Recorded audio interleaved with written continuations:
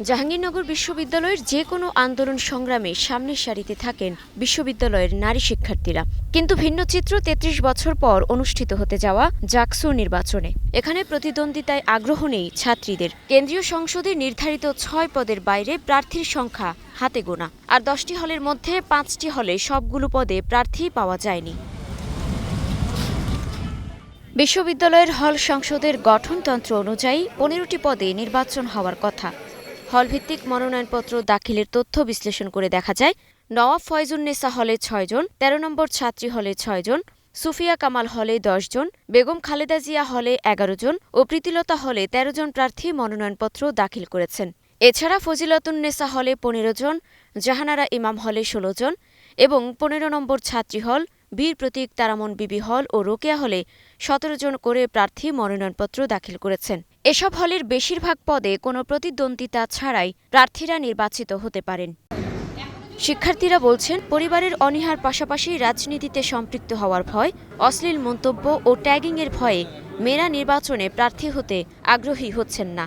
আমরা প্রত্যেকটা বিশ্ববিদ্যালয়ে দেখেছি গণঅভ্যুত্থানের পরবর্তী সময় যে নারী নেতৃত্বরা রয়েছেন, যারা নারীর আন্দোলনকারীরা রয়েছেন, তাদেরকে নানা রকমভাবে ফেসবুকে এবং প্রকাশ্যে মব ক্রিয়েট করে হেনস্থা করা হয়েছে। তাদের সম্মান এই রাষ্ট্র করেনি, তাদের সম্মান এই বিশ্ববিদ্যালয়গুলো করেনি। আমাদের জাহাঙ্গীরনগর বিশ্ববিদ্যালয় তার থেকে ব্যতিক্রম কিছু নয়। বা রাজনীতিতে যুক্ত হতে পারে তাদেরকে, এটা ভেবে তারা চাচ্ছে না। যদিও নিজেদের অধিকার আদায়ে নিজেদেরই সম্পৃক্ত হতে হবে বলে মনে করছেন জাবির আন্দোলন সংগ্রামে নেতৃত্ব দেয়া ছাত্রীদের কেউ কেউ। আর নারী বান্ধব ক্যাম্পাস গড়ে তোলার উপর জোর দেন ছাত্র নেতারা।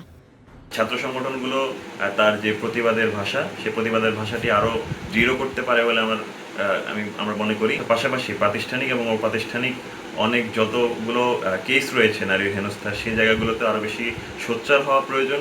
অনেক রকম চিন্তাই নারীদের মাথায় আসছে যে আমি আজকে নির্বাচনে দাঁড়াবো, কালকে হয়তো আমার ব্যাপারে স্লাট শেমিং শুরু হবে অথবা নোংরামি শুরু হবে, বা আমি যে এখানে প্রতিদ্বন্দ্বিতা করব এই বিষয়টা নিয়ে আমার প্রতিদ্বন্দ্বীরা আমাকে অন্যভাবে আমাকে দমিয়ে ফেলার চেষ্টা করবে।